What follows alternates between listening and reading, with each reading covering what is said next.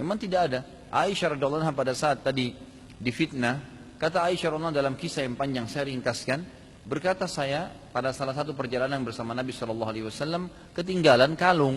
Kemudian saya keluar dari pasukan untuk mencari kalung tersebut. Waktu saya balik pasukan sudah jalan. Lalu tidak lama kemudian saya duduk di kursi di batu tempat saya duduk awalnya. Kemudian ada Safwan mendekat, dan Safwan ini sahabat Nabi memang ditugaskan untuk mengumpulkan apa saja dari benda-benda kaum muslimin yang tertinggal, pedangkah, perisaikah, ada satu kendi minuman yang terlupa. Memang tugasnya Safwan itu setelah pasukan jalan nanti dia di belakang menyisir pelan-pelan gitu.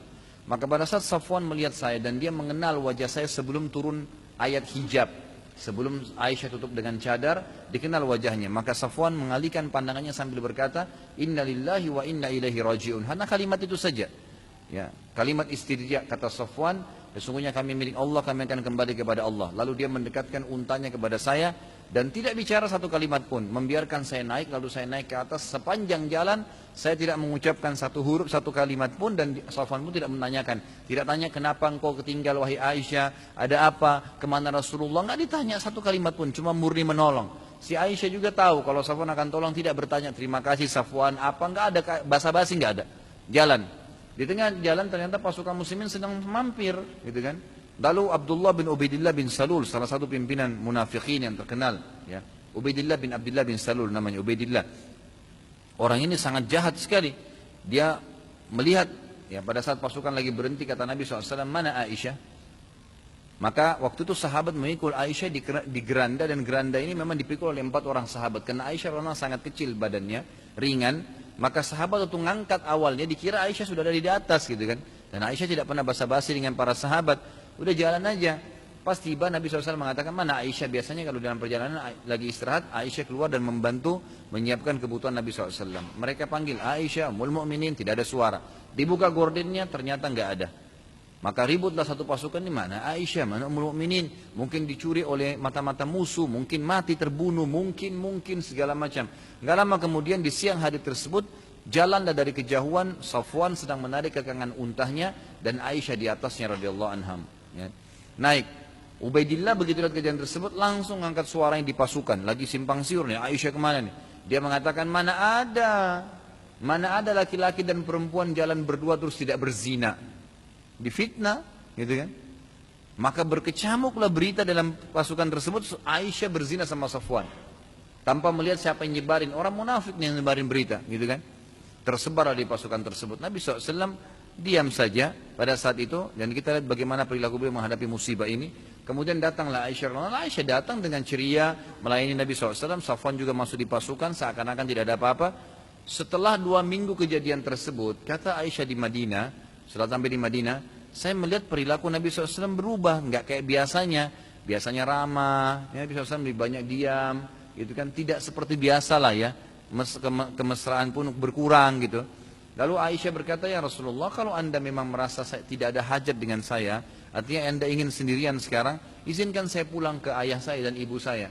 Nabi SAW mengatakan, baiklah, diantarlah ke rumah Abu Bakar dan istrinya. Pada saat itu dibantar di rumah orang tua, ya, Aisyah. Sampai di rumah orang tua tersebut, Aisyah masih belum tahu apa-apa nih. Nabi SAW pulang, satu Madinah sudah heboh nih kalau Aisyah berzina. Bayangkan, jangankan seorang Nabi kayak Nabi SAW yang sudah masyhur waktu itu Nabi dan Raja di Madinah. Seorang tokoh masyarakat saja, kalau dianggap tersebar istrinya selingkuh, bagaimana tuh gitu kan? Heboh satu Indonesia mungkin. Kalau presiden kah, menteri kah, ustadz kah, naudzubillah, atau siapa gitu kan, itu berbahaya sekali. Maka itu yang terjadi di Madinah. Nabi SAW waktu itu diam, tidak bisa buat apa-apa. Beliau naik di atas mimbar. Ya, setelah 2 minggu kejadian nih, naik di atas mimbar. Waktu itu 1 bulan wahyu terputus. Nggak ada wahyu sama sekali. Nggak ada informasi dari Allah tentang apa yang sedang terjadi nih. Diuji. Allah SWT menguji Nabi SAW, menguji Aisyah, menguji Safwan, menguji kaum mukminin pada saat itu, dan juga sekaligus ingin membongkar kedoknya orang-orang munafikin. Dibiarin sebulan. Setelah 2 minggu kejadian tersebut, Aisyah masih ceria sampai pulang ke rumah ayahnya. Pas 3 minggu, ya 3 pekan Nabi SAW naik di atas mimbar. Mohon maaf, bukan 3 minggu nih, sebulan.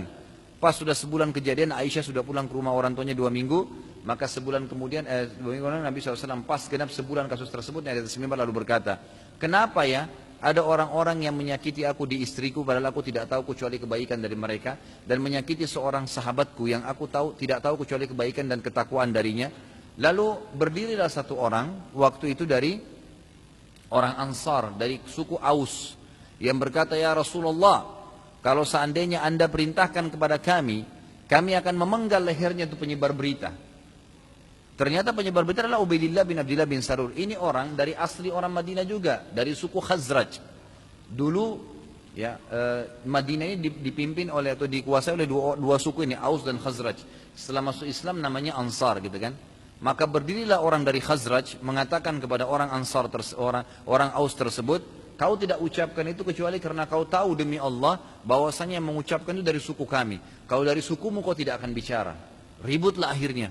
Dari suku Aus berdiri lagi mengatakan, kau musuhnya Allah, kau pun akan kami penggal lehermu kalau Rasulullah SAW perintahkan. Ribut di antara sahabat nih. Maka Nabi SAW melihat tidak ada maslahat, makin ribut sahabat nih. Lalu beliau pun turun dari mimbar, kemudian beliau sekarang ingin memecahkan permasalahan langsung kepada Aisyah. Datanglah Nabi SAW kepada Aisyah di rumahnya, ayahnya kemudian pada saat masuk kata Aisyah, datanglah Nabi SAW ke rumah kami. Yang sebelumnya, pas 2 minggu kejadian beliau pulang ke rumah orang tuanya itu, dalam 2 minggu itu, ternyata ada seorang wanita Ansar yang datang, kemudian bermain di rumah Aisyah, gitu kan, ingin tahu perkembangan. Aisyah nyambut dengan ceria, dengan senyum. Kata orang itu, wahai Ummul Mukminin, Anda tidak tahu apa yang sedang berkecamuk di Madinah? Kata dia, tidak. Kata Aisyah. Kata perempuan tersebut, orang telah berbicara bahwasanya Anda berzina dengan Safwan, disebarkan oleh Ubaidillah bin Abdillah bin Salul, gitu kan. Maka Aisyah berkata pada saya dengarkan berita tersebut, tiba-tiba seluruh tulang-tulang saya lemas, saya pun tergeletak jatuh di atas ranjang dan menangis sambil berkata, apakah orang sudah mengucapkan itu? Ia mengatakan iya. Maka semenjak itu kata Aisyah, aku tidak ingin makan, tidak ingin minum, dan aku pun lemas di atas ranjang menangis selama 2 minggu itu. Sampai Nabi SAW datang kepada kami. Datanglah Nabi SAW memberikan salam, lalu kemudian berkata kepada Aisyah, wahai Aisyah, kalau seandainya kau memang mengerjakan perbuatan itu, Nabi tidak sebutin, ya, maka bertaubatlah karena Allah Maha Pengampun. Tapi kalau seandainya kau tidak lakukan, pasti Allah akan membelahmu. Kata Aisyah radhiyallahu anha, waktu saya mendengarkan Nabi SAW mengatakan, wahai Aisyah, kalau kau lakukan bertaubatlah, tiba-tiba kekuatan tubuhku pulih kembali. Aku dulu dan aku mengatakan, ya Rasulullah, Anda pun terpengaruh dengan info itu atau gosip itu, gitu kan? Demi Allah saya tidak akan taubat kepada Allah khusus masalah ini karena saya tidak melakukannya. Apa yang saya harus taubatin? Saya tidak melakukan zina, tidak buat apa-apa, gitu kan? Maka Aisyah pun menghadap kepada Abu Bakar berkata, ya wahai abaku, ya ayahku, ya abata, ajib Rasulullah SAW. Jawab Rasulullah SAW ini. Maka Abu Bakar mengatakan, saya tidak tahu anakku mau bilang apa. Saya tidak punya informasi, saya nggak tahu kamu ini benar nggak lakukan atau tidak, nggak tahu. Saya nggak punya saksi, nggak punya apa. Aisyah kaget. Aisyah balik ke ibunya mengatakan, ya umma ajibi Rasulullah. Wahai ibuku, jawablah Rasulullah. Ibunya jawab yang sama. Saya tidak tahu anakku mau bilang apa kepada Rasulullah SAW. Saya tidak tahu benar atau enggak informasi ini. Walaupun saya percaya sama kamu, tapi nggak ada saksi, nggak ada apa. Dan ini lagi simpang siur.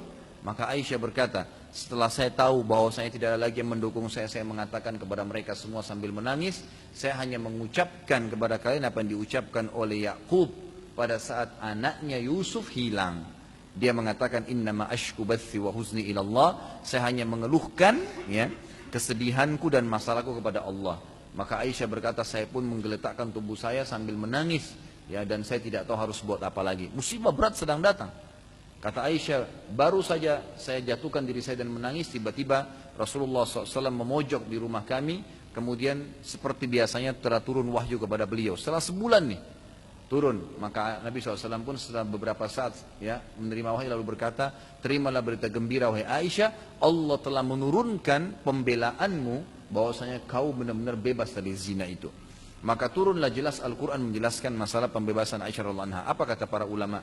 Hikmahnya Allah SWT ingin mencoba Aisyah, menguji Aisyah keimanannya untuk menambah keyakinannya kepada Allah SWT, dan sampai sekarang dan mungkin sampai hari kiamat semua orang-orang yang mencintai Nabi SAW, mencintai keluarga Nabi SAW, mencintai agama ini akan selalu menyampaikan kebenaran bahwasanya Aisyah bebas daripada perzinahan tersebut sebagaimana saya sampaikan di atas podium ini. Itu kan jelas sekali Aisyah selamat, dan sampai hari kiamat namanya terus harum Aisyah radhiyallahu anha. Satu kali diuji oleh Allah, Allah harumkan namanya sepanjang masa. Begitu pula dengan Safwan. Al-Quran menyebutkan tentang mereka, para dai-dai menyampaikan di mimbar-mimbar mereka, dan luar biasa gitu kan. Jadi cobaan kalau datang, oh ya kita sabarin. Sabar itu bukan lus dada duduk manis, tapi sabar adalah ikhtiar. Coba, gitu kan. Ya ikhtiar semampunya, kemudian bertawakal kepada Allah. Ya gitu, kita sakit, sabar dulu. Sabar artinya terima takdirnya Allah, lalu ikhtiar minum obat. Itu sabar namanya. Jadi bukan berarti sabar nggak minum obat, tidur saja enggak. Ikhtiar itu namanya sabar juga. Seperti itu, coba maksimal. Setelah itu tawakal kepada Allah. Allah akan punya cara mengembalikan masalah tersebut. Jadi nggak usah terlalu diambil, jadikan sebagai sebuah masalah, akhirnya membuat kita vakum. Karena syaitan, kata para ulama, menunggangi musibah yang sedang datang kepada seseorang, ya gitu, untuk dia ya, jauh dari ibadah Allah Subhanahu Wa Taala. Ya, kalau dia sedang kena sihir misalnya, atau dia sedang kena musibah, bangkrut usaha, ribut rumah tangganya, akhirnya syaitan menunggangi itu supaya jadi malas ibadah.